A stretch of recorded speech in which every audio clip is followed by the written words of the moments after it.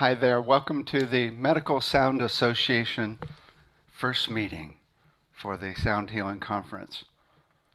Before we begin, though, let's do a little sound, just briefly. Let's just do 3 ohms, okay? So you can join in.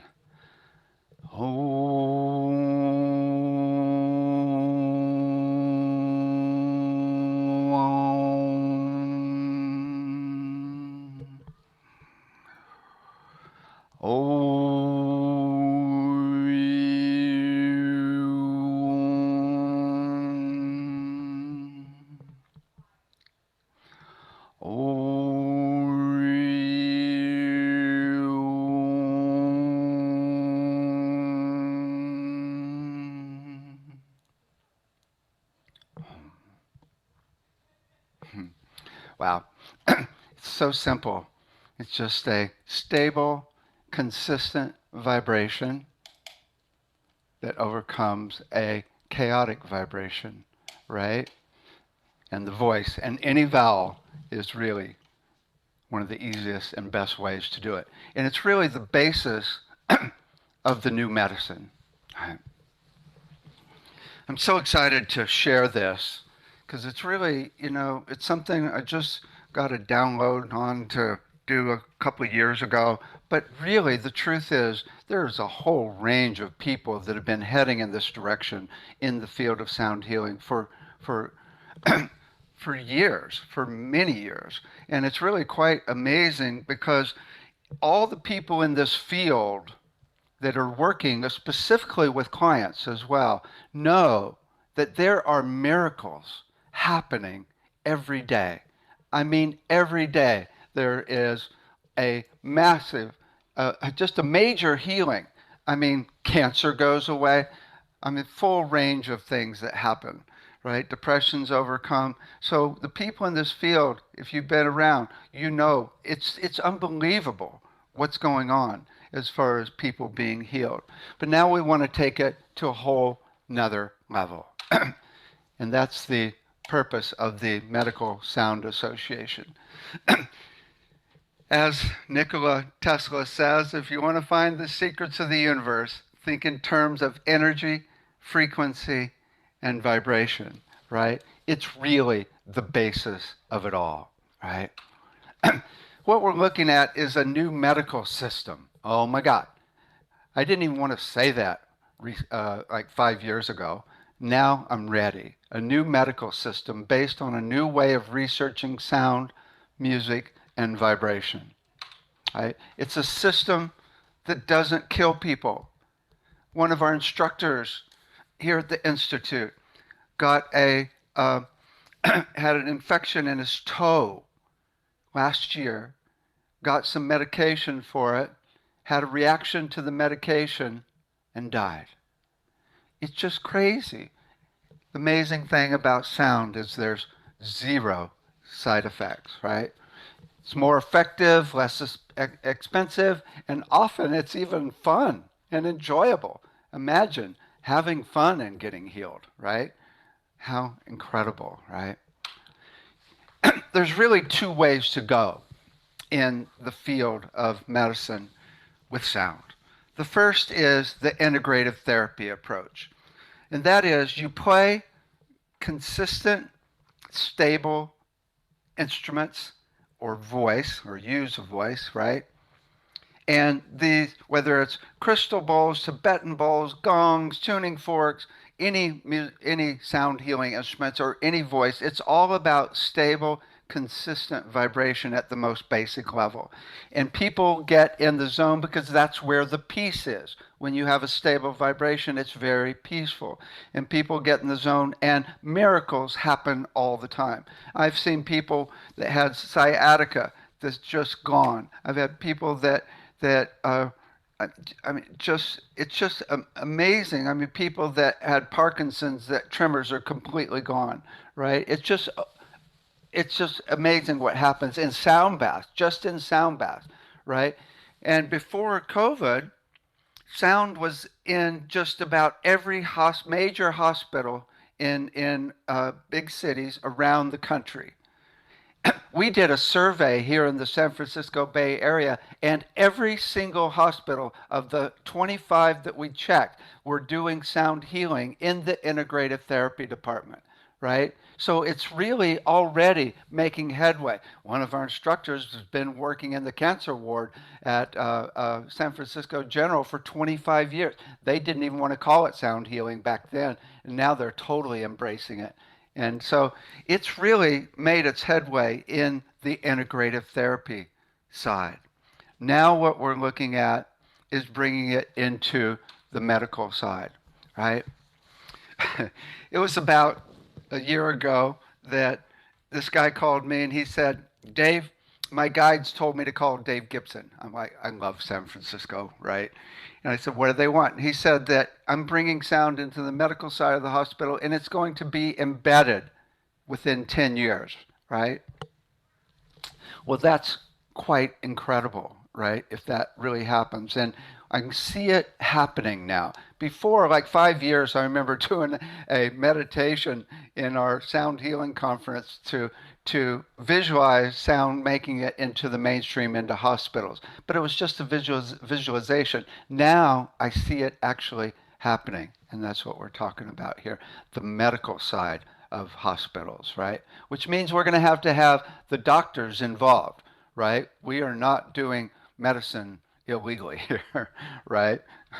So the basis is everything is vibration. At the most basic level, it's all vibration. So when you understand at the physics level how vibration works, you're empowered to be able to work with healing disease, healing all types of issues, and even getting people to a higher state of awareness as well, right? But what I've discovered as having written my book and also having been a physics major at UC Berkeley is I've come up with a whole hierarchy of vibration. A lot of people talk about one level or another. They talk about frequencies. I remember telling people I do sound healing, and they said, oh, well, yeah, I like music, right? It makes me feel good. Well, there's multiple levels you can work at here. And these levels, as we're going to talk about, work differently in the body, right? So first of all, there are pure frequencies. We're talking about one stable vibration, right? And these frequencies can unlock, they can be the key to unlocking a health aspect in the body. For example, every single part of the body has its own frequency that it prefers to vibrate at, and we can entrain it into that frequency. But there's also the level of multiple frequencies, and that would be timbres, right? Where we have a combination of frequencies that actually create a musical interval or chord in one sound. And those are all the instrument sounds, all the syllables, but also it could be a combination of frequencies by actual frequency generators, right? So a lot of people are not even considering that it could be multiple frequencies we need as opposed to just one frequency. But then there's even the level of musical intervals and chords, whereas it's the relationship between the timbres or the frequencies that actually create a whole chord. And we'll talk about the different parts of the body being in different relationships to each other and creating their own musical interval relationships. But then there's music, right? Now with music, we get rhythm, and rhythm is really good at entraining the brain and the whole nervous system into a very specific rhythm. So when you play any rhythm, your brain naturally synchronizes to that, normally within 1 minute, often within 15 seconds. We are designed to synchronize to rhythms around us. Not only does the brain synchronize, but the vagus nerve is connected to the eardrum, which goes to just about every organ in the body. So that rhythm and those frequencies automatically go straight to the organs in the body, right?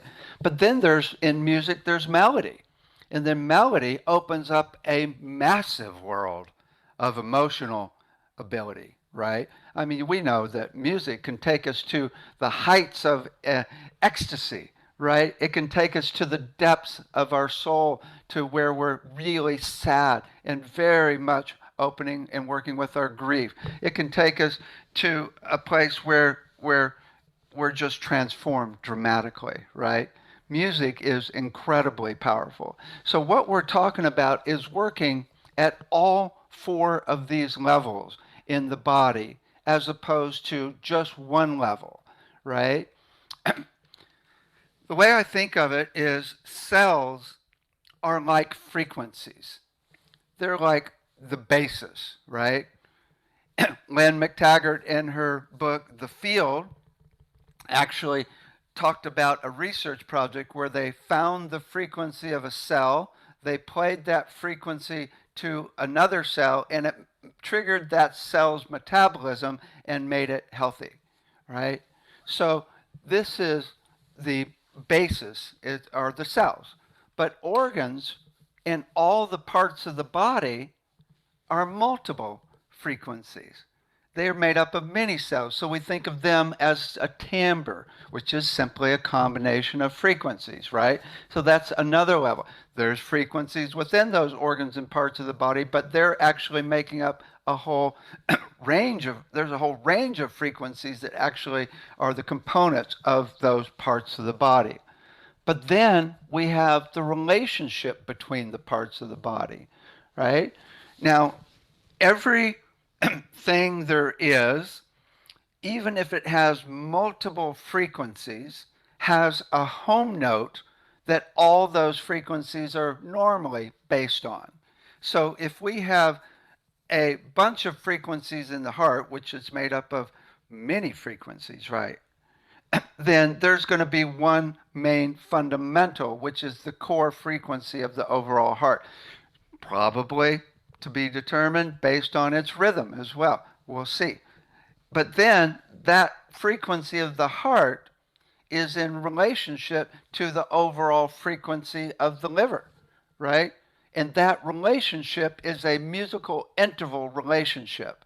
A lot of people have been looking at the frequencies in the body. If you go online, you can find tens of thousands of frequencies for every organ, lots of diseases. There's a lot out there, but nobody, nobody agrees with anybody, right? So my guess is that most of the frequencies in the body are different from person to person. Maybe the frequencies of the bone material, maybe the frequencies of the cells are the same from person to person, but I would say most of them are different from person to person. But I would bet, to be proven here, that the musical interval relationships between the parts of the body are stable. That means that there is a template of musical interval relationships that is the same in you and I, regardless, if we're both healthy, not regardless, if we're both healthy, right? So the relationship between the heart and the liver would be the same. The relationship between the 200 types of cells would be a specific musical interval relationship. And even the relationship of rhythms between rhythms in the body, between the heart and the brain, maybe, between the heart and cranial sacral fluid rhythm, right? I mean, the main thing is we know the body is in harmony. So these relationships are not going to be chaotic. So that's what one I feel really strongly about. But again, we'll see for sure. So that we could actually take the relationships of the parts of the body, put it in your iPhone, right? And then resonate you into that template of harmony, and even later tune it to you, right? So we're going to be looking at the relationships of the parts of the body. But really, the whole deal is the musical flow in the body, level 4, right? We're talking about flow of energy, blood, or electricity. Now, if you've got energy going through a meridian, well, we have a book that talks about the frequencies of the different acupuncture points. That means when energy flows through a meridian, it's actually playing a song, right? And so you could actually use needles with electricity connected to them to actually play that song through that meridian. Not only a specific melody, but at a specific rhythm or tempo of rhythm that is based on that person's metabolism, their average of the heart rate or brainwave rate, right? But the same happens in the nervous system, right? It's got a musical flow. If you don't have smooth flow through the nervous system, you're going to be shaky. It's all about smooth flow. If you don't have smooth flow through the nervous system, you can have all types of problems, right? If you don't have smooth flow through the digestive system, it's like probably the biggest problem we have, right? Every one of the systems in the body, all 11 systems are about flow, especially the nervous and circulatory system. The lymphatic system is hugely about flow, right? Move it on out. Urinary system, respiratory system, got to get the air moving through. Digestive system, every system is about flow. Really, the frequencies, oh, well, let's see, let's go here first. The rhythm and the melody is the core part of that flow. The rhythm is how fast it's going through that system. And I assume that that rhythm has to be tied, obviously, directly to the rhythm of the heart. Now, we're talking about either the average of the rhythm of the heart or the lowest tempo of the heart as it goes up and down in its heart rate variability, right? So we need to figure out, is it the average or the fundamental rhythm that all the other rhythms in the body are in relation to? And we'll figure that out. It's also in relation to the brain waves. The brain waves don't go up and down like the heart. They're very stable. So we can easily compare all the rhythms in the body through the 11 systems to the actual rhythms in the brain waves, which you can see precisely with EEG. But then there's the melody. What are the frequencies or notes of the parts that are the energy is moving through, right? And this is not rocket science. We've gotten where we can find the frequency of individual parts, or even the combination of frequencies, as we'll talk about, pretty well these days. So once we have the frequency of each cell, the frequency of each organ, or combination of frequencies, all we need is the tempo and the rhythm, and now we have the whole flow through that system, right? And again, flow is the whole deal. Now, technically, there's many other parameters within this musical flow that we'll actually be looking at as we get more detailed. I mean, it's the relationship of the parts actually creates harmonies, right, between two systems. I mean, and maybe this melody is changing over time. What's obviously changing through the day, right? So we basically got chord progressions where the melody is changing over time, right? And then the song structure, maybe, well, obviously when you're asleep, you've got like a different rhythm than when you're awake, right? So there's different sections of the song throughout the day. And then even the mix. When I say the mix, we're talking about mostly the volume of the frequencies in the different parts of the body. So it gets a little complex, but this is the Holy Grail, right? I mean, what we're talking about is smooth flow. It's really the whole thing. And once we figure out the smooth flow and all the parts to it, then we can entrain the body into its healthy state in the parts and its healthy state in the flow of the systems. So we're looking at a wider perspective of systems analysis instead of just one component, which is, of course, the way hospitals mostly work at, not completely at all, medicine is often looking at individual parts. They look at some, if you're looking at the heart, of course you're going to be looking at the whole circulatory system, but they don't always look at how that part is a part of the whole system, right? Now, what we're talking about is frequencies would be like the particles, or even timbres, which is a bunch of frequencies, versus waves, which are the flow. Now, the truth is, if you zoom in on a cell, it's not just a frequency. There are many parts to a cell, right? There's like the mitochondria, there's even the shell of the cell. I mean, there's all the different components of the cell. And if you go even further, you're looking at electrons within the cell. I mean, it gets very complex. So there is a flow system within that cell. So we could actually zoom in and look at that flow system as well. It's interesting. If you want to go out there, we can also look at our entire universe as this profoundly beautiful flow system of galaxies going around each other, of solar systems working within the galaxies, and then flow of the planets around the suns in those solar systems. Oh my God, what an amazing flow system we are living within, right? But if you zoom out, I've had people talk about, but our universe is just one frequency, and there are other universes that are other frequencies, right? So it totally depends on whether you want to look at, as in physics, you want to look at it from the particle perspective or from the wave perspective, or zoom out and look at both at the same time. That's the deal. That's where we're headed, to look at all levels. This is the way I put it. The more ways you lead a horse to water, the more chances it will drink.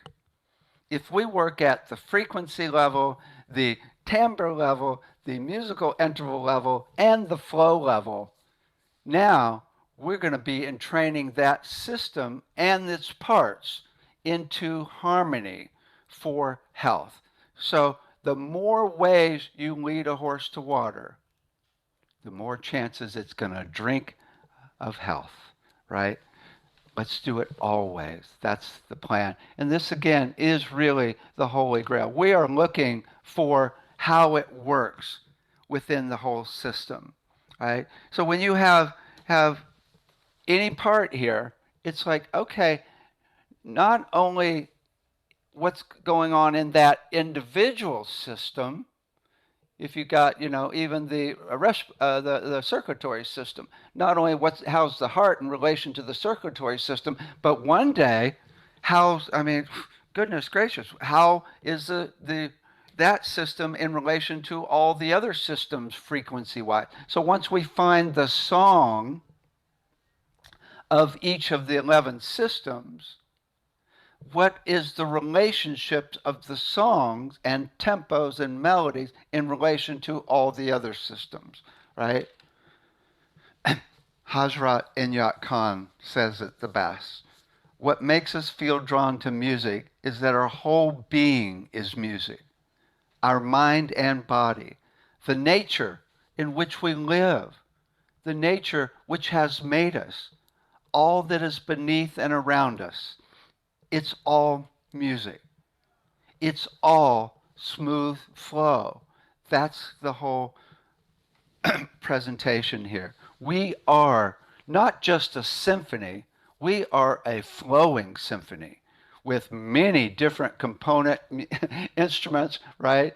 And it's really, the whole deal is really flow, because the parts are what get in the way of the flow.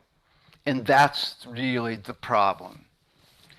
We're talking about blockages, right? If you have a blockage in any of the systems, it's a problem. I mean, you have a blockage in the circulatory system, you can have a heart attack. You have a blockage in the nervous system, and you are not going to be stable. You're going to be shaky, right? It's all about blockages, not even to talk about emotional yet. emotional realms, right? Or mental realms. We're just talking physical here to start, okay?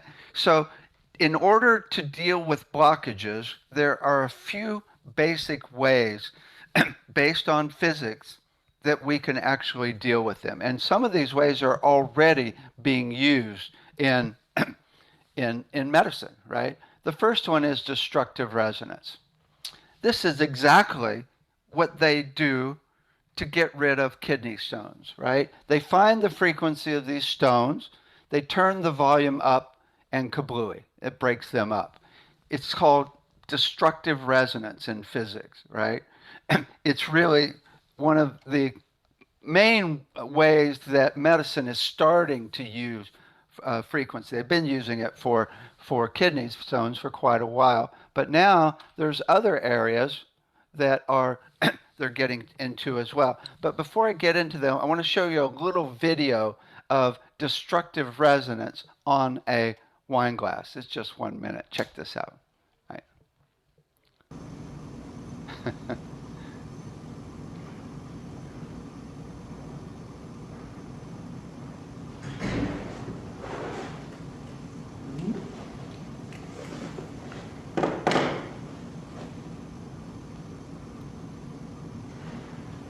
So he's finding the frequency of the glass first.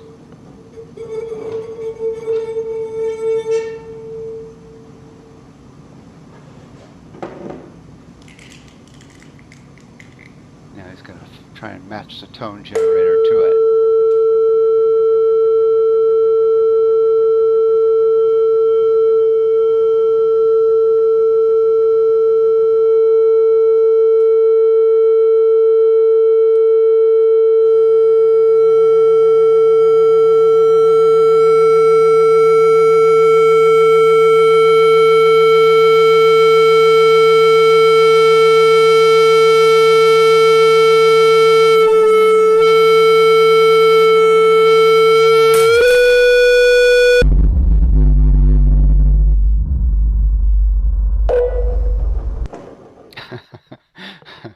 Right?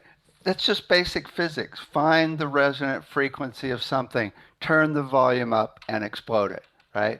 This is exactly the way one way healing can be done.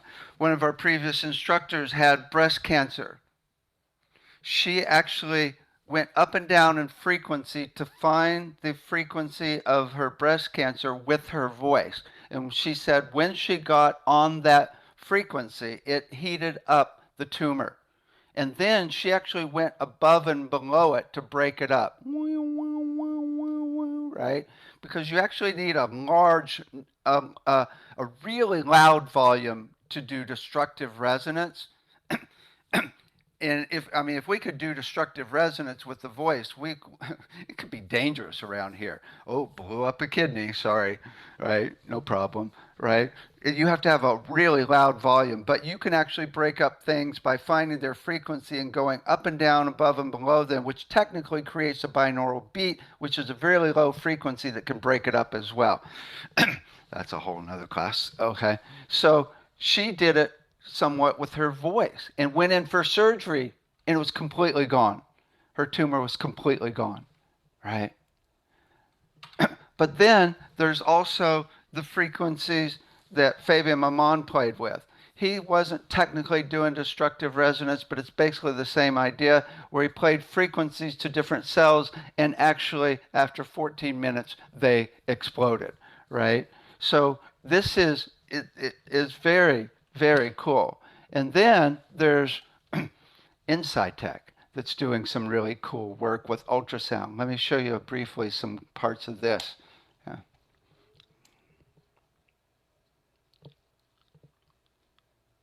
There we go. For the women, step 2 was turning into oncology. We selected a specific application, which is metastatic bone tumor. It's a palliative treatment. The next one, which is in many ways the holy grail of this technology, is brain treatments. We are treating central nervous system diseases like Parkinson, like essential tremor. We've seen patients that for tens of years suffered from this disease leaving the table immediately post-treatment with no tremor. We'll definitely look as a next step on brain tumors, prostate cancer, liver tumors, breast cancer, and so on and so on. Eventually, we see it as a next generation operating room, centralized service in the hospital. Our R&D team is coming from the Technion. The main challenge in developing this neo-brain system was to be able to penetrate the skull, the non-uniform skull, and still get the focal point of the waves in the required spot in the brain.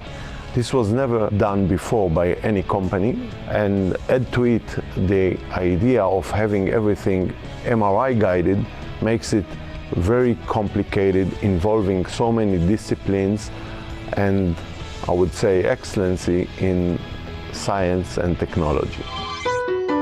In many ways, the system itself is a Star Trek system, because the notion that you could place someone on a table, look at him using MRI, and then 3 hours later, this guy is riding his bike back home, is something that, for at least in my generation, is still perceived as, guys, send me a postcard when this will be ready, okay? In reality, the system exists and doing it today. We have a lot of dreams, unlimited enough of amount of dreams, and almost everything you touch, there is a chance to do something different. Think about stroke. Think about the possibility that this technology will be able to liquefy clot in the brain really fast within these first 3 to 4.5 hours and get reflow back again to the brain and save the brain.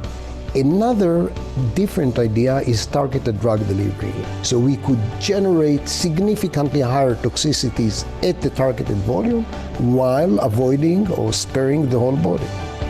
So the way I see it and dream about it is doing huge change in medicine and helping millions of people globally. Cool. Very cool. Amazing things happening. By the way, if you have any questions, you can put them in the chat, and we're going to try and answer as many of them as we can near the end here, or at the end, okay?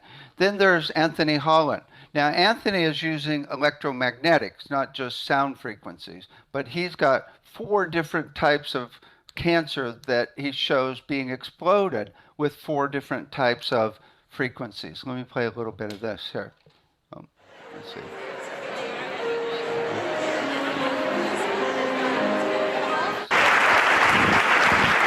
There we go. Uh-oh. I got a little wigged out. Let's see. And so on. Over the course of 15 months, we try hundreds and hundreds of frequencies, if not thousands, until we find the magic combination. The answer is you have to have 2 input frequencies, one low, one high, and the higher frequency must be 11 times the lower. It's what we musicians would call the 11th harmonic. And when we add the 11th harmonic, we begin to shatter microorganisms like a crystal glass. These are the first videos taken. We showed these videos to our friends in the biology department. They said they hadn't seen anything quite like it. Seems to be a new phenomenon. These organisms are being shattered by our electronic signals. This is a harmless organism, almost friendly, a little blepharisma. So now we attack leukemia cells. Leukemia cell number 1 tries to grow a copy of itself, but the new cell is shattered into dozens of fragments and scattered across the slide. Leukemia cell number 2 then hyperinflates and also dies. Leukemia cell number 3 then tries to make another cancer cell. The new cell is shattered and the original cell dies. But killing a handful of leukemia cells is not enough for a patient. What kind of numbers can we do? In repeated controlled laboratory experiments, independently assayed by the two top experts, we killed an average of 25% to 42% of the leukemia cells, as high as 60%. They also determined that we slowed the growth rate of the cancer by as much as 65%, so a double effect. Yeah. So there's also the work that's now being done with COVID. There are two companies that have announced that they have frequencies that will destroy COVID. And I assume they're using destructive resonance. This is not rocket science, right? You just simply scan different frequencies until it blows up, right?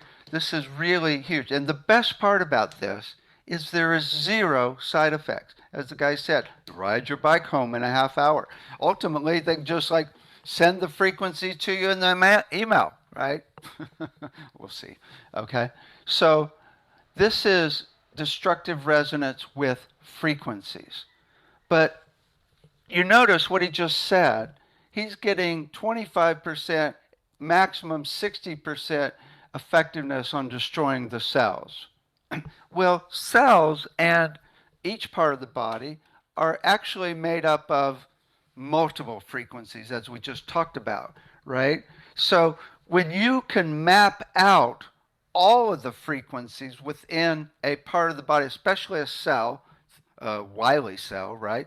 Then you could, I bet, John agreed here, that we could destroy the cells 100% when we map all of the frequencies precisely and then turn the volume up of all of the frequencies. We'll explode all of them 100%, right? This is not really rocket science. It's really just a way. The whole trick is to how do you measure the frequencies of the cells. And that's why I have John Stuart Reed's name here. He's come up with a way that if you saw his presentation in the conference where he uses a device that will actually map all the different frequencies within a cell.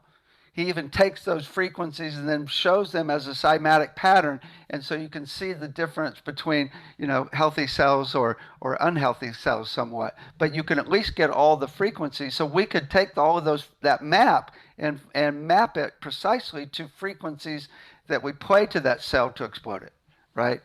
And when we can find it in real time, that's huge. That's really huge, right? So that's destructive resonance on timbres. Now there's also another way to do it. Let me say it this way. Destructive resonance is cool, but some people don't like it. Some people call it the warfare method. The other method is to vibrate the part of the body at its natural, healthy frequency to entrain it into its healthy state. As I mentioned with the cells, with that one research project on cells, they actually played a frequency to a cell and it made it healthy, right? So we can do natural healthy resonance at the 4 levels as well, right? We can play the frequency to the cell, like Len McTaggart talked about in that research project, and then vibrate it into its healthy vibration. But we can get let me backtrack. So then we can also, what we're talking about is a chaotic vibration versus a coherent vibration at the frequency of the cell or organ, right? The problem with the body in the beginning is not that it goes out of tune. It's more that it starts getting chaotic. It starts kind of fibrillating. And John Stuart Reed talked about in his presentation that actually the cells kind of shut down. They shut down because they're not working. They're not vibrating consistently at their normal frequency, right? So you play the normal frequency to it, its frequency as to when it was healthy, and it will kickstart it back into its healthy state. And there's really good evidence to show this works quite well. All right. Now, in a cell, it would be from like a kind of frazzled cell to getting it to a coherent state.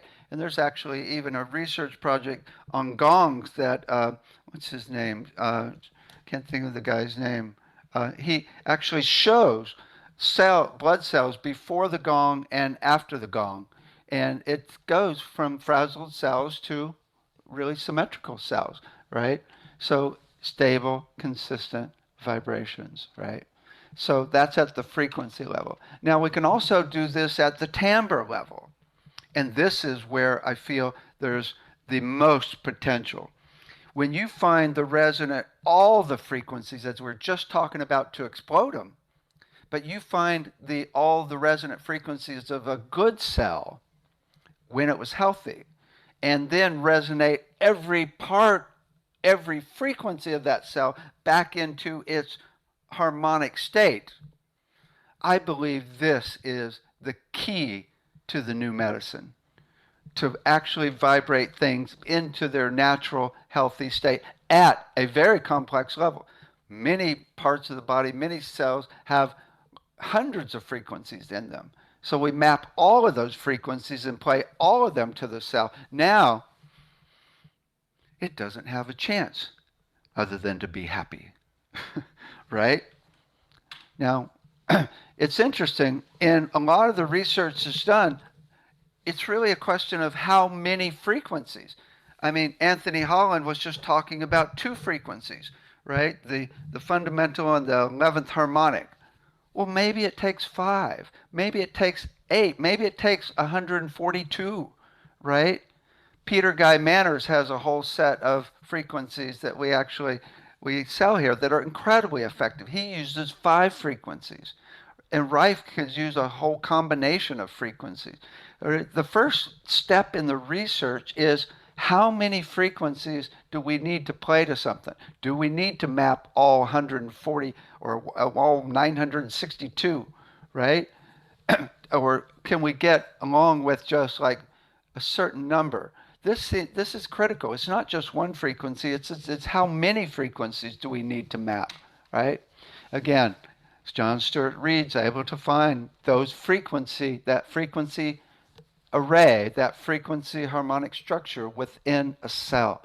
That's like a huge step, a huge step. Oh my God. Especially when we can do that in real time, even if it's completely different from person to person. We just go in, check it out, and we're not destroying now. No more warfare. We're resonating into health, right? This is so beautiful, right? Now, we can also work at the musical interrelationships of healthy resonance. Let's get that, let's get that heart vibrating, the liver vibrating, both vibrating so they can be actually in relationship. Maybe they're off, but that happens only in cells, right? Where a cell changes into cancer and goes to another frequency. What we're really talking about, though, is especially natural, healthy flow. We're talking about what's the song through that system of the 11th system. What's the flow and rhythm through the heart itself, right? What are all the components in relation, all the frequencies of the parts of the heart in relation to that? Now, this is complex. This is no small deal because there's so many different levels you can look at. You can look at kind of the 3D level of the actual rhythm of the heart and the actual materials of the heart, but then you can look at the cellular level, but then you could even look at the electrical level, right? Like Eileen McCusick talks about. You could look at the magnetic level. There's a lot of different possibilities as to frequencies, combinations of frequencies and flows throughout any system. But that's the trick. What level is the most important? They're probably all of them, as the horse would say, from the horse mouse. All of them, right? Let's work at all levels, right? So in the body, we're looking at it's like we're looking at the trees and the forest simultaneously, right? In the brain, say you got a brain injury. Well, we can find the frequency of each lobe. And then we find by doing testing, we can find the rhythm that thoughts move across that brain, but when it was healthy. This is something that EEG shows precisely. And if you don't have a smooth flow of thoughts across the brain, that's a really a major sign that there's a problem going on. So then we find the frequency of each part, the rhythm across it, and then we could use electrodes to actually create this flow across the brain, or actually use needles with frequencies in each of the needles. So we're pulsing a rhythm across the brain. We're pulsing the melody across the brain of the brain before it had the problem. The exact same thing. We can use needles through each of the system, or electrodes, or there's a lot of different technologies to be figured out as to how to get this flow. We're playing musical flow through the system to get it going, besides the individual frequencies of the parts, right? Okay. So the next one is the balance of all frequencies. This is where it's just like, it's like vitamin therapy, right?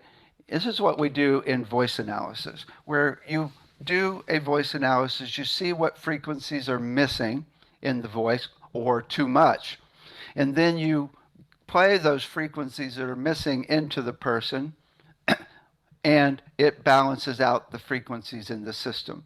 So you get a nice balance of all vitamin frequencies through the system. The potential in this area is really huge. We can not only do voice analysis, there's also, this is our voice analysis system, but there's a lot of cool ones out there these days that are making really cool headway. But there's also nutrienergetics. You know, they're looking at different frequency combinations within the morphogenetic fields in the body. So it's really about getting that balance, because every frequency is a nutrient based on the research of Alfred Tomatis. When you don't have all the frequencies, you can have not only problems with learning disabilities, but you can also have problems with organs, and specific diseases manifest based on a specific volume array of frequencies in your body. This is huge. Potential is really huge and worth exploring here, right? But then there's the most basic level that we work at within integrative therapy, and that is, does that part of the body need activation or calming, right? Now, there are instruments that are activating, like the gong. They actually have a chord structure within the harmonics that create a dissonant chord that makes them very activating, right? Or the other extreme is the most calming, is the harp, right? Nylon strings instead of metal, right? And very symmetrical. So this is one way to go, is on a most basic level in the integrative therapy, is figure out, does a person need more activation or calming? And this is really important. If someone's depressed, they need activation ultimately. If someone's got anxiety, they need calming. What's critical here is if someone's really fragile, they cannot seriously not handle activation. You could hurt somebody with a gong.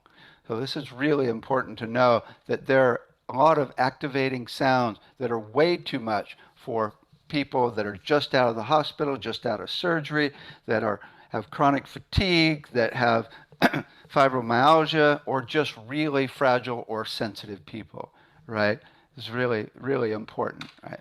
Okay. Now, you can also have activating or calming musical intervals, right? You can have a dissonant interval versus a harmonious interval. You can have activating or calming music, right? So this is the fourth level as to where you want to work with in that we're the fourth track that we're going down.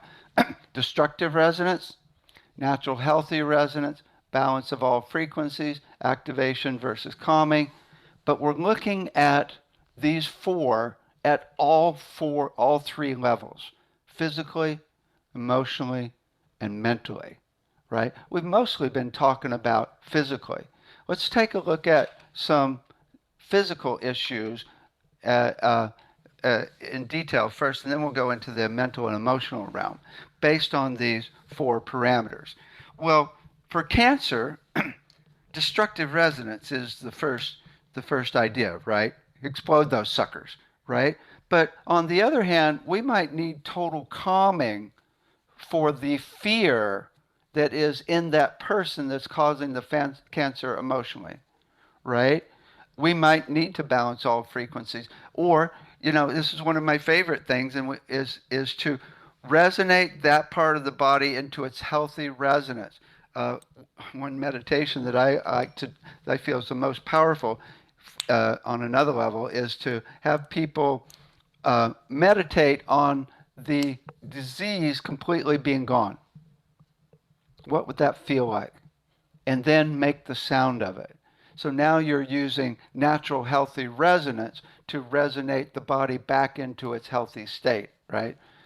Heart disease. Now, with heart disease, you can look at so many different levels, right? You can look at the frequencies within the heart, maybe the electricity in the heart, maybe the muscles, maybe even just the way blood is working within the heart, or the neurons. I mean, who knows? This is not my specialty, right? But goodness gracious, let's look at the circulatory system. Maybe what's going on with the heart has to do with the whole circulatory system. But then we can look at, are you getting enough love in your life? I mean, let's look at it emotionally. Is there a flow of love in your body? Maybe that's really the whole core. And so we should really be doing research on precisely how love heals the heart, right? HeartMath's made a lot of advances in that area. So maybe the real thing, honestly, is you need to be running love for yourself, right? Same with pain. We can look at all the different levels, right? Well, mostly we're going to be trying to calm it down, because the pain is like a chaotic frequency going, so we're trying to get it to a more, so it's all about calming. But then we can look at the actual frequency of those nerves or muscles or even the bones before it had the pain.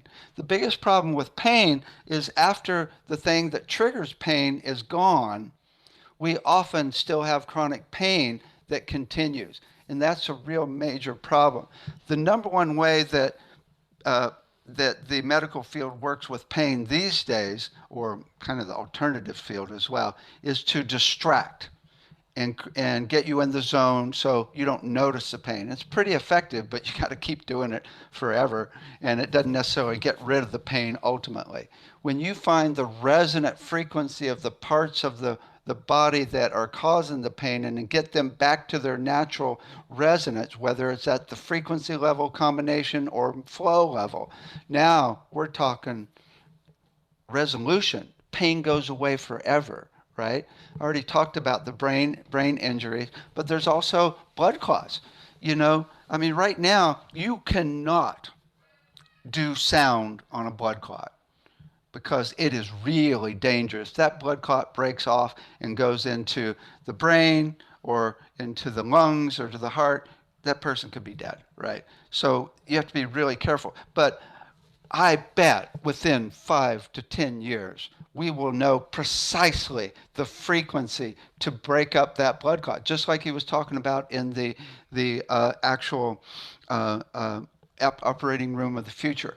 We'll find that frequency and break up and melt that blood clot completely, right? And then we look at the flow through the circulatory system that we create to stop it from happening again, right?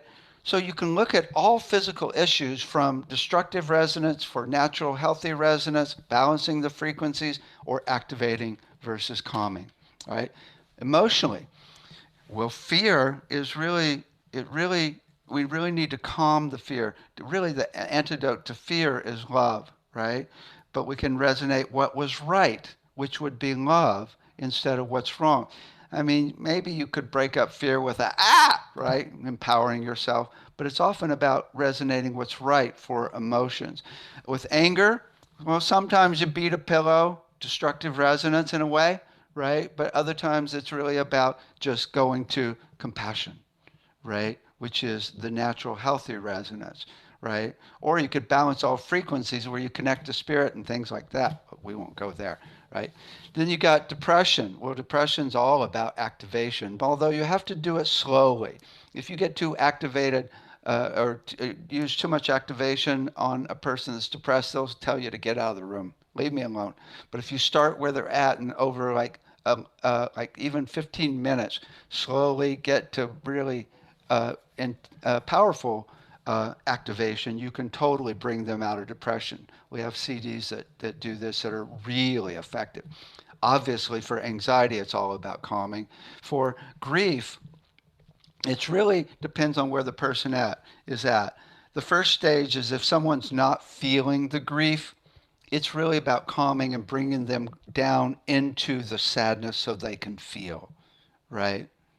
But then a few years ago, I had a student in the online class, and she said that her husband died, and she cries every day, sometimes 3 or 4 times a day. And I said, wow, how long ago did he die? And she goes, 2 years ago. And I'm like, oh my God, you've got grief down.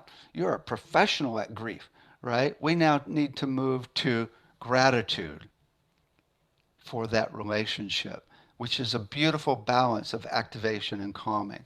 So there's different levels you can look at. I mean, you can think of love and compassion and joy and even gratitude as smooth flows, right? Or some people say source is the smoothest flow of all. Okay, so yeah, that's for depression, anxiety, grief. Now there's the mental issues, the brain health we talked about, but there's other areas that we'll talk about in a minute where there are people that are working at even a way more detailed level. For ADD, for the main type of ADD is that your brain doesn't go fast enough to get into beta. So they give people actual speed to speed up the brain because beta is a really fast rhythm. But when we find your natural rhythm and tune that beta rhythm to you, it's way more effective.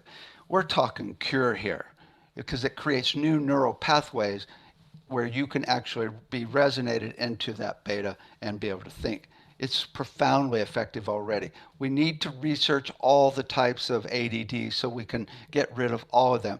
This is not rocket science, and there's already so much great work that's been done in this area. For autism, it's interesting. Autism is the number one treatment that I've seen is what Jeffrey Thompson has come up with, and that's finding their natural rhythm, right? He calls it the central processor frequency, and then in training them into that natural rhythm. For autism, there's a wide range depending on where they are on the spectrum. If they're receptive to sound, stable, consistent vibrations can be really helpful, right? But if they're really sensitive to sound, you might not even be able to approach them. What we've done is actually placed pillows in the room that are vibrating and see if they gravitate to it, and if so, then put them on the sound table. For dementia, it also depends on the stage they're at. If someone in the early stages, it's all about activation, right? More blood flow, anything you can do to get more activation. And we can get really specific as far as activation in the blood flow in the brain, right? Not just playing drums or doing sound, right? But then at later stages in dementia, it's often about calming, because they're really fragile and sensitive and often irritable. So but at that point you can also look at what they liked before when they were in the early stages, what they resonated with all the different sounds and such. We're working with a dementia ward now, and it's we also have all of our students in our degree program have come up with treatment plans, but there's so much to learn, right? So I'm just telling you what we've done so far, right, on these different areas, right? There's also sleep. You find the natural resonant frequency or rhythm of the brain when in delta. It's quite effective, right? For PTSD, we're working with the actual guy from Colorado named Ed Rupert, who has set up a system where he has contracts with 75% of all of the police and fire stations in Colorado. If they have a crisis, which means normally about to commit suicide, Ed takes out his black op ambulance. They don't want any stigma, right? And puts them on the sound lounge that we have with my music. And he's saved 150 lives in the last year. They're now introducing the sound lounges into ER departments of hospitals throughout throughout Colorado, right? And they're doing a clinical research project as to why it's working, right?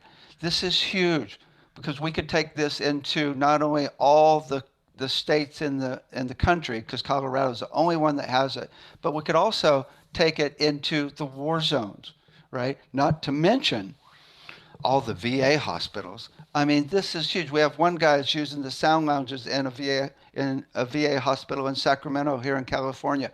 100% effectiveness. Every single one has had dramatic results. This is so powerful. But just to add other components, I mean, we're just doing musical flows, right, on the sound lounge, vibrating the body with musical flows. This is just the beginning, right? Let's bring in the horse. Right? So those are a lot of the different physical, mental, emotional issues. Now, down the line in the Medical Sound Association, we're thinking we might start working on how to access higher levels of consciousness or expanded states of awareness, right? And there's some really cool research going on in this area. First of all, there are brain maps. They've done EEG maps of Dalai Lama trained meditators and found that there are that different parts of the brain are in different brainwave states. So you might have delta here, theta over here, alpha over here in different areas of the brain, right? So the trick is to entrain the brain into that map. Right? Now, you can't do it with headphones because all the frequencies and rhythms are mixed together and the brain doesn't know how to split them out and spread it across the brain. So you're going to need electrodes or needles on the brain. And this is very cool because what this means is we can entrain that brain, not even talking about rhythms yet, across the brain, but we can entrain that brain into compassion or love, right? Especially if someone's got serious mental issues like serious depression or serious anxiety. The potential is so huge. There's also a company that's working with detailed clinical research where they found the frequency of the tubules inside the brain and are able to resonate those tubules at their natural resonant frequency to create different states of consciousness repeatedly in the brain. Very cool clinical research, right? So the potential at working at the mental level is so huge, right? And not to mention accessing states where you are one with the universe, right? We won't even go there yet. So what we're talking about is a system that works at all levels ultimately. We've just been talking about physically, mentally, and emotionally, doing destructive resonance, natural healthy resonance, balancing all frequencies, and activating versus calming. Ultimately, we'll talk about spiritually, but I don't think the medical system is quite there yet. But what we could do is talk about nature. Oh, let's go out in the garden in the back of the hospital. Ooh, what a concept, right? Exactly the way they started hospitals in the beginning in Greece, actually, right? So we're talking about all levels. So now, the more ways you lead a horse to water, the more chances it will drink, right? We can call these frequencies, relationships of frequencies, and musical flow. In the Montessori school program that we created, we call it just peace, harmony, and flow. So we're looking at all of these levels of vibration at each of the 4 levels of the body. Gets a little complex here, right? But we're ready to go? I mean, what's the relationship between the physical and the emotional? What's the relationship between the mental and the physical, right? There's some headway in this, but we really need to know a lot more. Okay. Now, we've been talking about just sound frequencies, and this is how we're going to start in the research foundation. Although electromagnetics are really important, so we're likely going to dive into the realm of electromagnetics very quickly. So we can use both sound and electromagnetics on any part of the body, physically, mentally, emotionally, right? And same with electromagnetics. You still have single frequencies, you still have combinations of frequencies, relationship between frequencies, you still have flows electromagnetically, right? So we're now going to look at the whole spectrum in the electromagnetic realm. Ultimately, we'll be looking at color, light, geometry, and even at the quantum level, which is mostly about intention. But I don't think the medical field is quite ready for that yet. Medical field is using electromagnetics, so we'll probably dive into that pretty quickly. I mean, the truth is,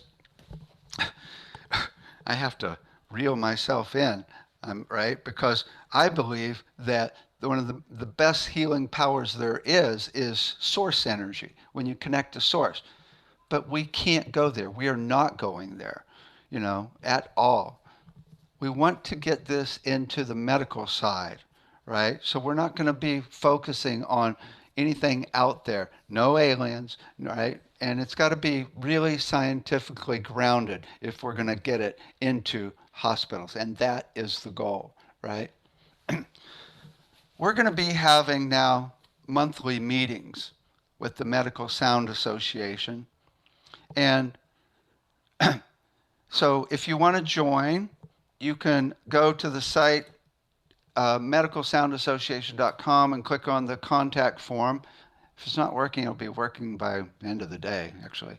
It's just finishing it up. And also, you can just email me at david@soundhealingcenter.com, and we'll get you on this group. We're going to have people, we have doctors that are going to be looking at various aspects of what's going on. We have sound therapists working with us. So we're going to have people at different levels within the actual system, within the Medical Sound Association. Now, moving forward, this is what the phases are, right? We're starting with designing the research protocols for specific issues. We're not talking about doing research. We're talking about, okay, for this specific, we'll take pain, for example. Do we need to look mostly at frequencies, a little more at timbres, or is it all about flow, right? And is it at the cellular level? Is it at the more material level? I mean, where does the research need to go for this type of issue, right? With all the different parameters that I just laid out in this talk, right? Now, we'll look at all of them, but I imagine, like the respiratory or circulatory system is going to be more about flow than the frequencies. Maybe not, but I'm sure there's going to be a hierarchy based on this whole hierarchy of vibration as to what's most important. So we're going to figure out the research protocols for every issue. But the other thing we'll be doing is figuring out safety protocols. A couple of years ago, we did a research project with our sound lounge and bass pod at a hospital. I think it was in Stockton. And we worked with 25 patients and used the technologies. And the hospital said, well, what are the safety protocols here? Well, this is really important. You can't be putting sound on a blood clot. You can't be playing sound on someone who's just out of surgery. I mean, last year I had this guy call and he said, my daughter's having seizures. Do you have any frequencies for that? Well, we can find your rhythm and actually give CDs and brainwave states of delta, theta, and alpha and beta tuned to the person. And I'm thinking, okay, that would be really perfect, right, for this person. And I said, well, how old is she? And he goes, 3 months old. And I'm like, holy moly, I'm not touching a 3-month-old with seizures, right? I mean, you have to be really careful. So this is critical. For each disease, we need to know the contraindications already that they know for that disease and how that would map to using sound or frequency. This is really important, as we'll be talking about in a second, for the integrative therapy side as well, right? So this is the first phase. And then the second phase will be after we figure out these protocols for a range of issues, we're going to have the group come together and figure out, okay, which ones are we going to do? We already have a huge amount of funding coming in. We'll be working on getting more funding coming in. So this is huge because the people with funding that we've come across get it. This is so huge, completely transforming our medical system, not getting rid of it. We're talking adding this to what's already there. This is really huge. So there's a lot of people that see how important this is and are putting up huge amounts of money. So now we need to figure out, of all the projects we're working on, which one will help the most people and what is the most needed.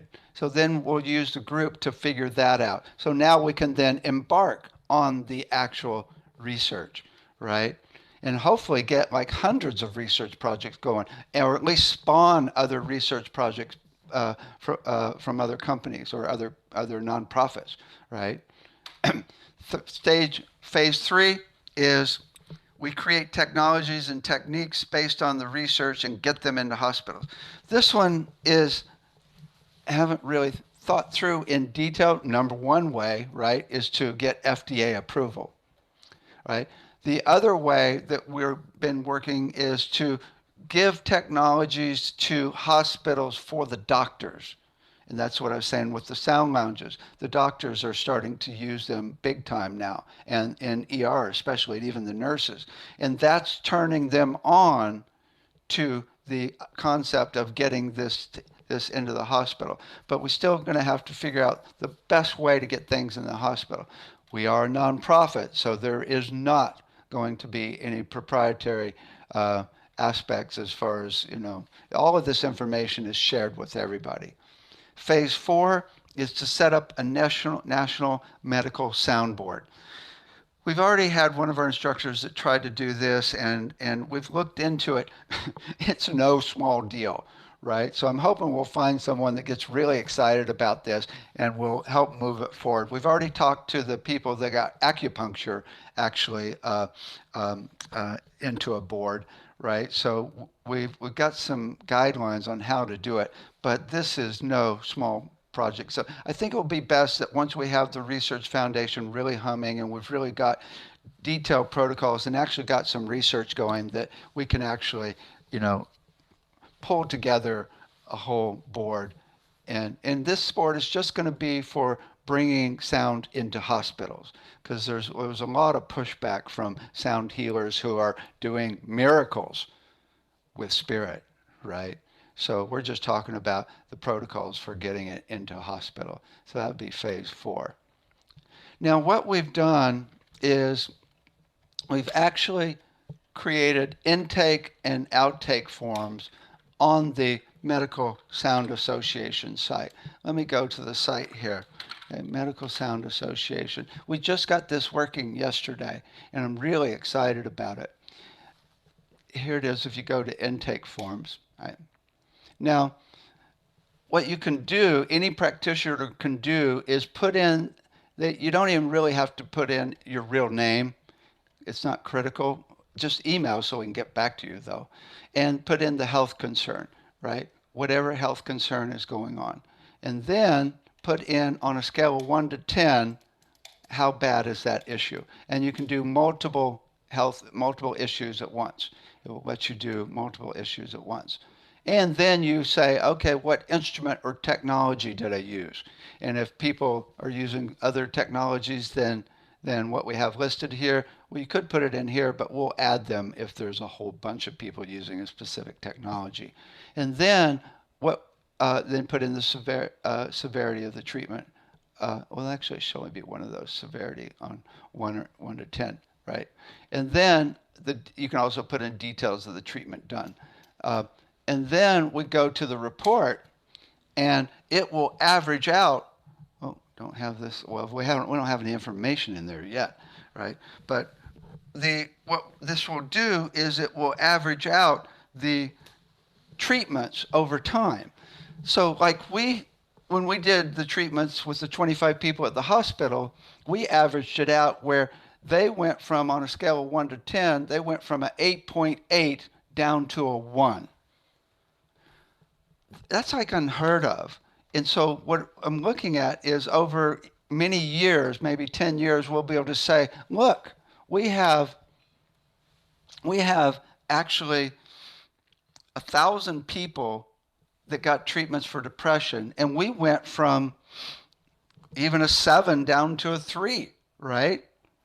And then we can look at what instruments they used and see, based on the details of the treatment, what is working the best for that issue and start refining it. But then the main thing is we will have data that we can take to hospitals, because we can't compete with the $500 million research projects of pharmaceuticals, right?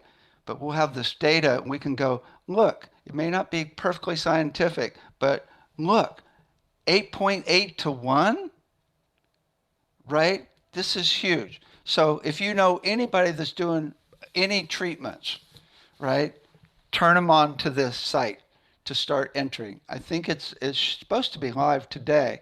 But there's already see one thing I can change on Monday. So yeah, so go ahead and start putting data in. We already have about 200 treatments that the students have been doing that we're going to input over the next week or so. And so we're off and running. So I'm really excited about that. Also on the site, we have a section where we are going to have guidelines for integrative sound, right? So we're going to have safety guidelines, treatment guidelines, so we can get sound into more and more hospitals on the integrative therapy side. But again, our main focus is going to be for medical sound. Right? Okay, so that's our intake, outtake forms. Now, we are a nonprofit. It's actually the Sound Healing Research Foundation. So again, all of this is going to be shared with everyone, right? Let me put it this way. Well, I'll come back to it. Actually, that'll be a good final statement. We are not trying to control or focus. We just want to share this with everybody so that everybody can use this information and take it and run with it. They can't patent it, right? But it will be shared as a nonprofit. Now, one thought I had years ago when I first thought of this is, am I going to die, right? If we're creating treatments that are really inexpensive, it's like, I got to be careful out there, right? There's many stories of problems, right? Not to mention Rife years ago having all of his stuff ripped out of his place, right? Royal Rife. So first of all, we're creating a large group. We've already had 100 people email me that want to join the group, right? So if we have like 1,000 people, it's going to be hard to take it down. But that's not really the deal. The most important is the hospitals are leading the way. It started with the opioid crisis, right? Now, doctors are totally looking for alternatives to drugs. Kaiser is referring patients to us all the time for pain management now, right? So a doctor who actually took our program, I mean, Danielle, she's probably on the call here. Danielle actually has a whole list of alternative therapies on her wall. She's got a crystal bowl in her doctor's office, right? The hospitals are starting to come around. The other aspect that did it also is, is likely going to do it. Oh, let me put it this way. I have talked a bit about cancer over the past years, and then about 5 years ago, someone sent out a mass email, and it said, Dave Gibson is curing cancer with sound. I'm like, oh my God, I never said that. I said, I know of people doing it, right? But I wouldn't say that. I treasure my life, right? So then, like 1 hour later, the head of the Integrative Therapy department at Kaiser calls me and says, Dave, we're now looking at how to use sound on cancer, and we want to do research with you. I'm like, oh my God, I don't have to worry anymore. The hospitals are leading it. I've seen over the last year multiple research projects where hospitals are actually looking for frequencies. I saw MIT was looking for the frequencies of the respiratory system, right? There's so much coming around in this medical side besides the alternative therapy side or integrative therapy side as well. But also, I believe that COVID could completely transform things as well. If people see that you can explode COVID with a frequency, hospitals and doctors are going to be looking at many other ways to incorporate sound and frequency and vibration into the mainstream, right? And at first I thought, well, the pharmaceuticals don't want to do this, right? But then I talked to some people that work at Kaiser, and they said, but Kaiser wants to reduce costs, right? So the hospitals are almost against the pharmaceuticals in a certain way. So we still got a long ways to go, but I'm feeling really good now. When I said in the beginning, I can see it happening now, because it's not just a bunch of hippies, coming together. It's more the hospitals are totally, and the doctors. We've had a dozen doctors take our sound healing certificate program, right? So now the hospitals are starting to lead the way, and that's really, really exciting and really cool. Okay. Here's the deal. There are a lot of companies. Healy, Joe Dispenza just talked about another company that's got a device that uses frequencies on the body. There's a ton of companies that have frequency devices, especially electromagnetically, right? And even in the quantum field, there's a lot out there already, right? But the problem is they're proprietary. And proprietary companies aren't going to tell you their protocol for researching the effectiveness precisely. They also aren't going to admit that they haven't worked at all levels of vibration, right? A lot of people never thought to work at all 4 levels of frequencies, combinations, relationship, and flow. And they also are not going to tell you if something is not working that well. Oh yeah, these frequencies, they actually are really effective, but these frequencies actually, our research shows they're not that effective. Well, the marketing team's never going to tell you that. There is no transparency in proprietary companies, right? So this is the cool thing, is it's all transparent. And it's not about, somebody's best idea. It's about what the whole group really thinks is the best way to move forward based on this framework, right? So it's really always looking forward to making it better and really figuring out the holy grail of how the body works. It's shocking how little we know. Just shocking the relationship between physical, mental, emotional, and spiritual, the relationship at all different levels of the system. It's shocking how little we know. We want to find the holy grail of how it works. That's really the focus of the association. Developing research protocols to figure out how it all works at all levels of reality in the body, right? That's what it's really all about.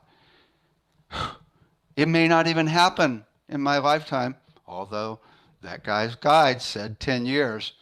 And I had another intuitive. She said, yeah, it will be embedded in 10 years, but it's not till 20 years that sound will be completely accepted in the medical field.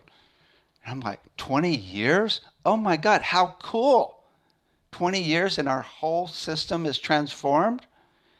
And then ultimately we get to the point, maybe I shouldn't say this, one day where we can heal ourselves and heal each other, right? Wow, the potential is so huge. So huge. I'm really excited.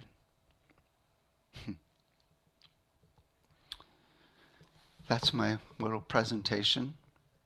Again, if you want to join, you can either email me at david@Sound Healing Center, or you can actually go to the Medical Sound Association and go to the contact form. And then we're going to have more detailed contact forms with your whole background, what level you want to be involved, and moving forward. Our next meeting is going to be on Sunday, December 13th at 10 a.m. Right? And so right now we've probably got about 1,000 people watching this, different levels. So it'll be totally interactive where everybody can talk at that point. Okay, so let's open it up to questions. So Brooke's been collating all the questions in the chat and to come up with some interesting ones. So let's see what do you have here? What do we have? First off, we have, thank you for all of your amazing comments and questions. And we have questions of all different levels, and I've had a lot of help collating them as well. The first question I think is really great is, first off, we have some folks wanting to know, how can they take the Sound Lounge and share it in their local communities? Are they able to purchase a system? Where do they go? Yeah, you can go to our store, soundoflove.com, where we sell the sound lounges, and you can purchase it there.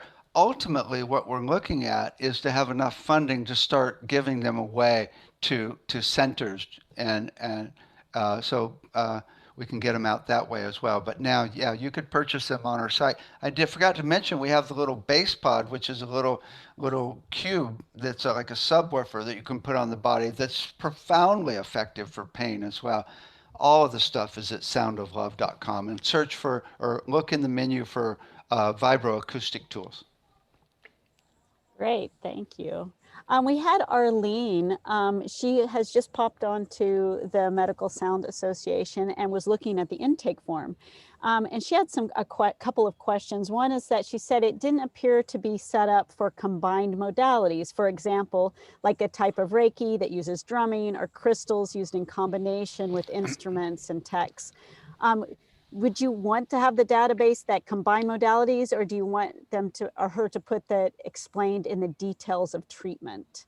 Yeah, it's a very good question, because the truth is, when you use a combination of things with like crystals and everything, Reiki, even essential oils, it's like the more ways you lead a horse to water, the more chances it'll drink.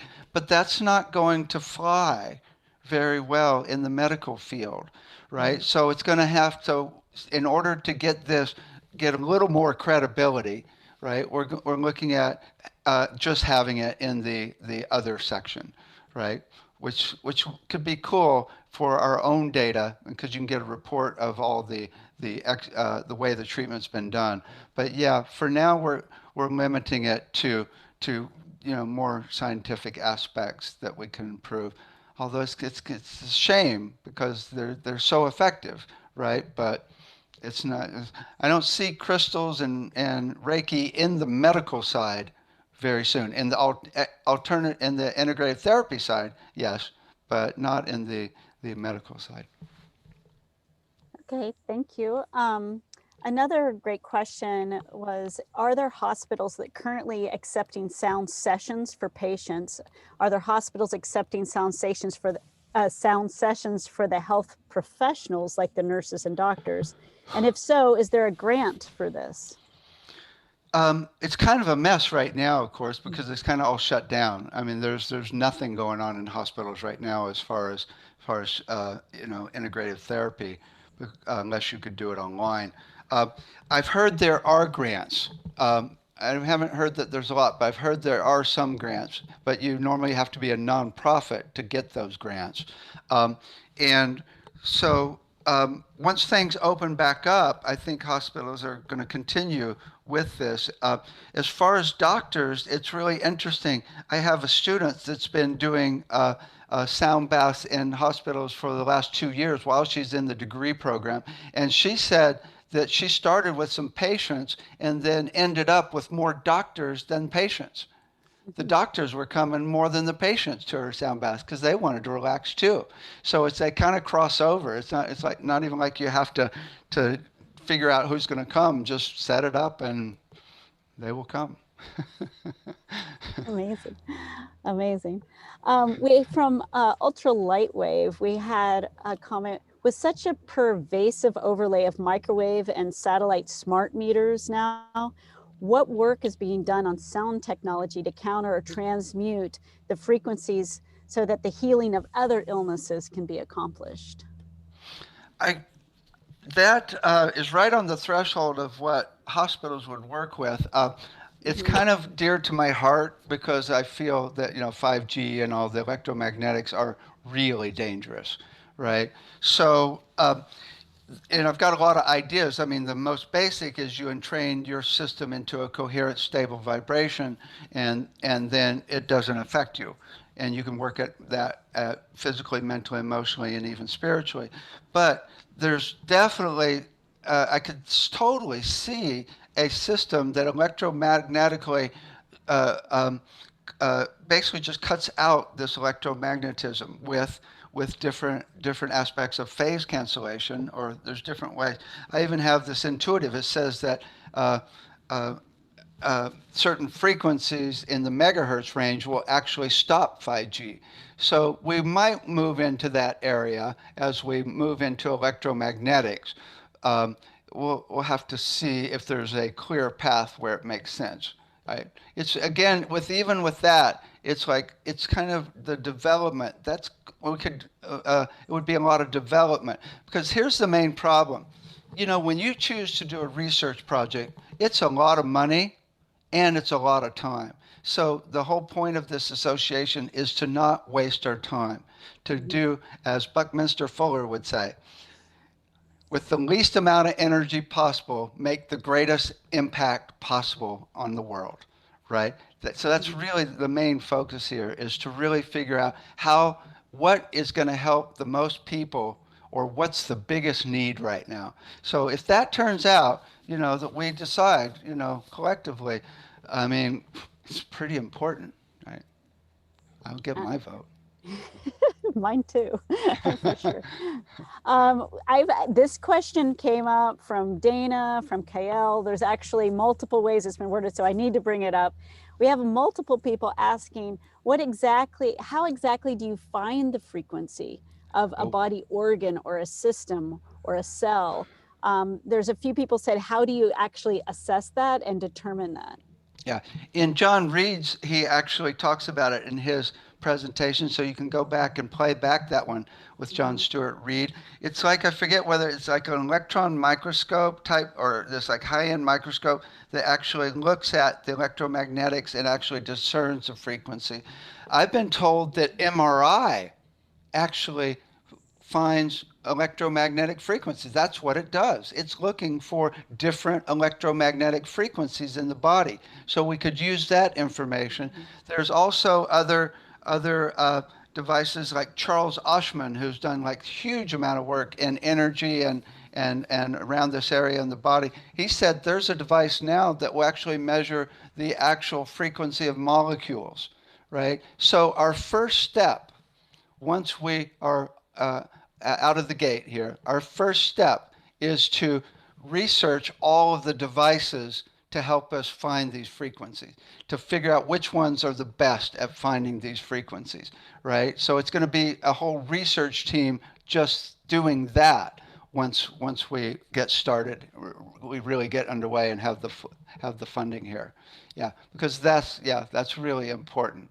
And we may even end up designing new technologies to find the frequencies more precisely. But I just got really excited because it sounds like the device that John Reed was talking about, which he says was really expensive, but now there's a cheaper version. It does exactly that. It's like that was kind of the little blockage that's now gone. Absolutely. That brings up something that actually Jeremy had mentioned, just wanting to know, like, how can we make this available to underprivileged communities who disproportionately really need these offerings? And that sounds like that you're thinking about this, of ways that we can get the prices down and costs down, and we can serve those communities. Yeah, I'm really, with all the funding, we have multiple funding sources that are really excited about this right now. I'm really hoping that we can have a system for specifically exactly what you're talking about, underprivileged areas. I mean, whether it's rehab centers, all the different centers that are struggling to make it and doing such profoundly beautiful work from their heart that is just unbelievable. Just give them, all these technologies, right, to help it where it's needed the most. And so ultimately, I'm seeing like billions of dollars coming in just to give people this stuff, because I've got 5 like trillionaires, or billionaires, I should say, that are like totally get it, right? And so it's I really see it, the floodgates opening to be able to help people and for us to really excel in a huge way to figure this out. It's interesting. So many people are like, I figured out a way to cure things. Our approach is, we know nothing. We really know nothing, right? Let's figure out how to approach it, as opposed to before we move forward, right? But we have some ideas now as to how to approach it. Okay. Absolutely. And it seems like with the cascading positive benefits, it's also, what does it cost not to solve these issues? And that's Nice. a really important one. Nice. Marta had a really important question. She says, I have a brain and spinal injury and multiple parts of the body injury. Where may I go to learn more to seek healing for this?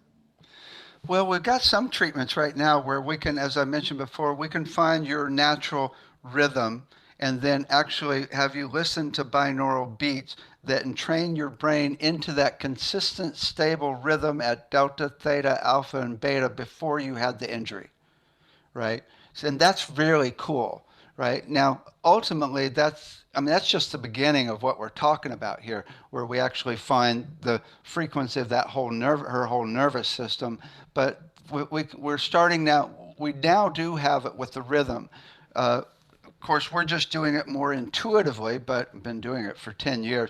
Ultimately, we'll have devices that monitor the brain waves and the heart rate, and actually we'll find it more precisely. So there's a long ways to go, but it's been really effective so far, especially for brain injuries. So I highly recommend that. There's another thing we do where we actually find your natural rhythm and just play music to that, besides the brain waves as well. Great. So Marta should reach out to you here. Yeah, soundhealingcenter.com. Perfect. Great. Next question that I have is from KL. How does sound healing affect the endocannabinoid system, or the ECS? Do you know? Oh boy, there's so much I don't know.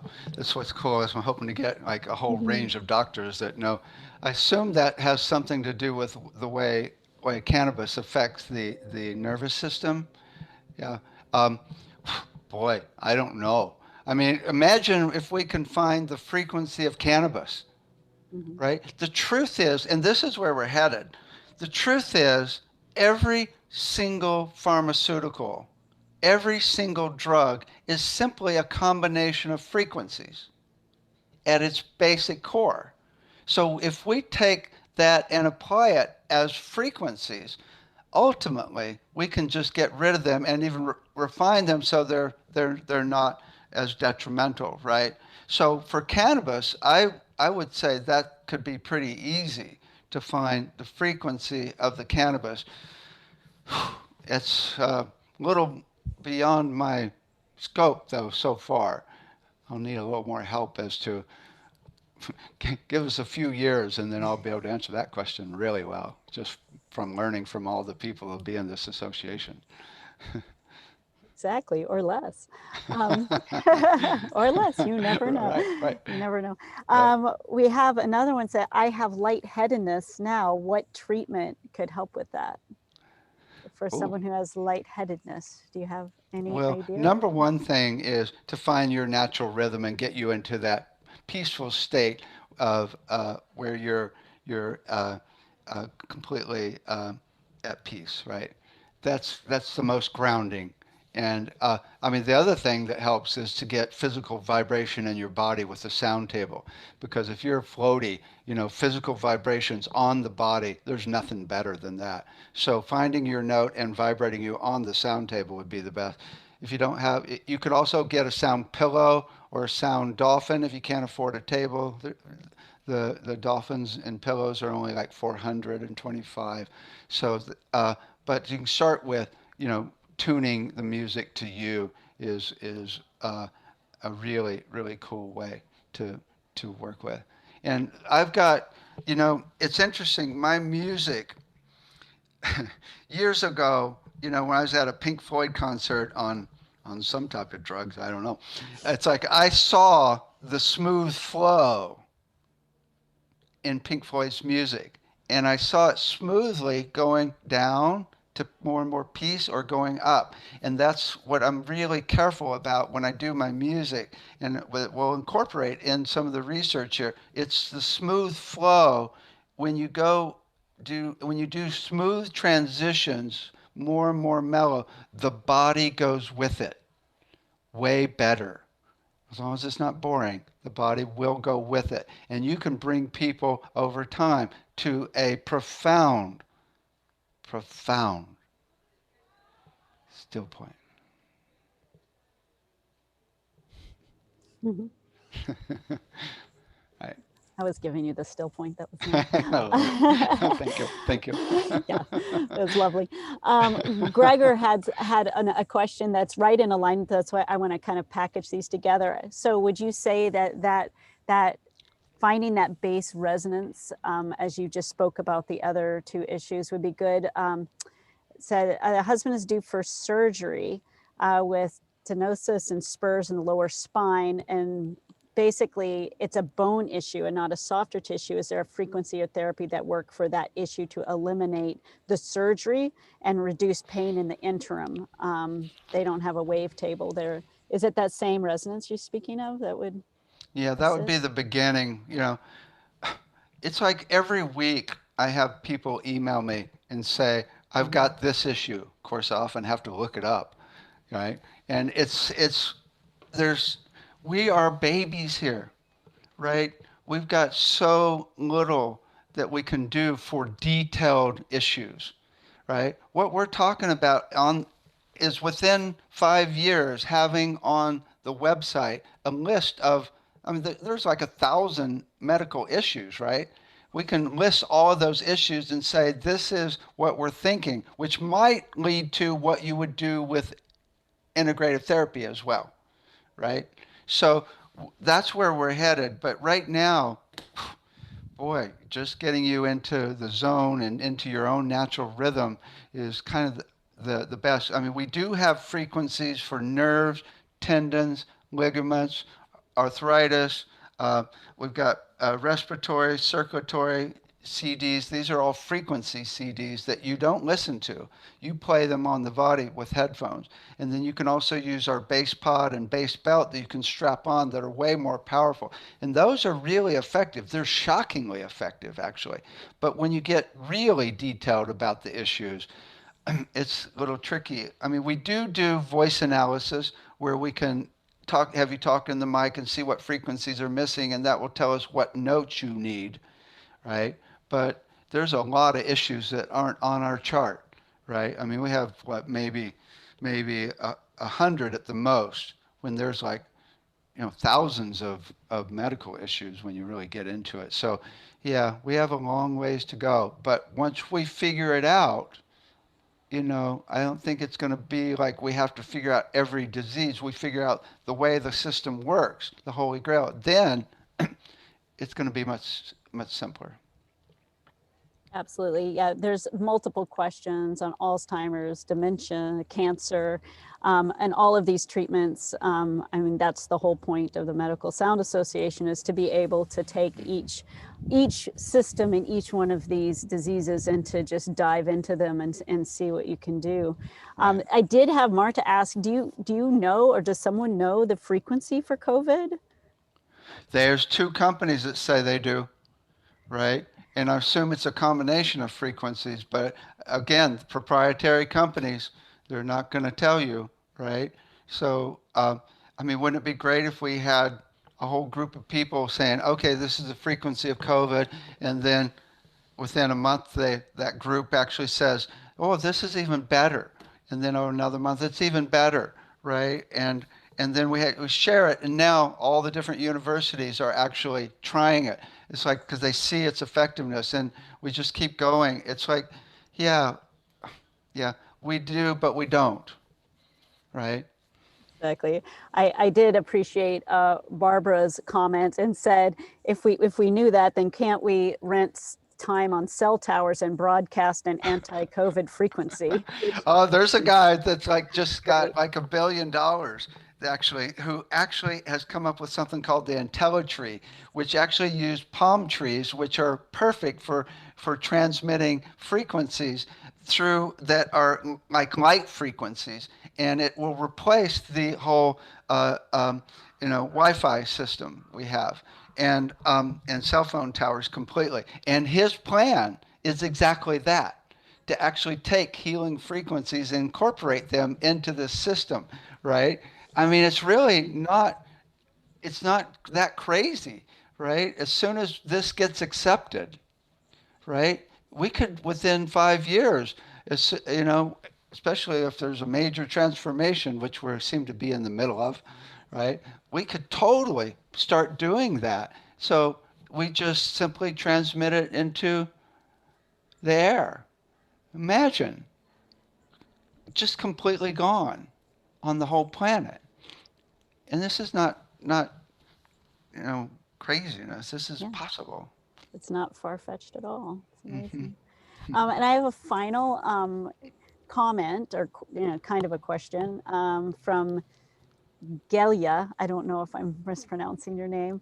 And they say, please share some of the titles and publications on the clinical trials that you mentioned, or maybe some key names in clinical research for some folks that would like to just take a couple notes down of the things that they need to see. And that's kind of wrapping up the questions that I have for now. If you go on our Research Foundation site, which costs $20 or $50 for lifetime, but as soon as we can get a programmer to change it, it's going to be free. There's about 100 clinical papers on there, maybe only 50 or so. And so you can email me, but it's like I don't have a good database of them. That's one main thing, is to have that database posted on the Medical Sound Association site so that people can see, because that's what's really going to move it into the mainstream. It's because there is a lot of cool research out there right now. But yeah, you can email me, and I'll see if I can find things other than what's on the site, or at least tell you what to search for. right? It's tricky. The bizarre thing about research is there's so many publishing companies that publish research, and then you have to either be in a university to get access to them or pay a lot of money. So it's weird. It's kind of weird that there's all this research out there, but people can't actually access it very easy. PubMed is one easy way, but that's about it, right? Oh, absolutely. You think that that would be the most important thing for all of us to have access to, and what the Medical Sound Association is going to be doing is to be providing this for humanity and not for just those who can afford it. There's one other thing I want to mention is when I was doing this site, or doing this PowerPoint, it's like I took it from a PowerPoint I did like a couple of years ago in one of our conferences, and I got this purple background, right? And I'm thinking there's going to be some doctors out there that are going to go, I don't like purple, right? We got to really, you know, get more professional. So I'm going to be completely open to changing our look, although the site I think is really actually very, very kind of straightforward. So I'm always open to really getting help in presenting this in a way that's going to be more palatable to the mainstream medical industry.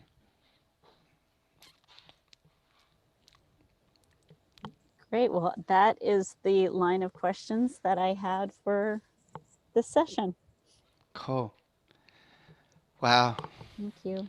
Well, I just want to say thank you to all the people who are here and all the people who are going to be listening to this in playback, because there's going to be a lot, right?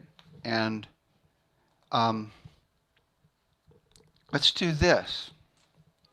Imagine that it's already happened.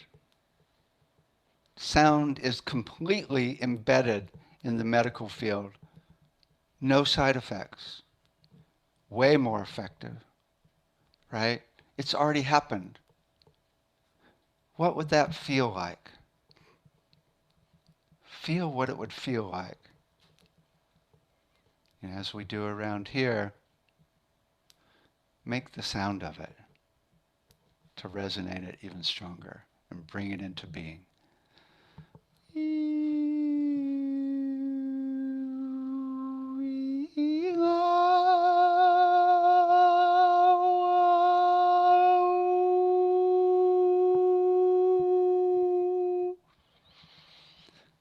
Final thought.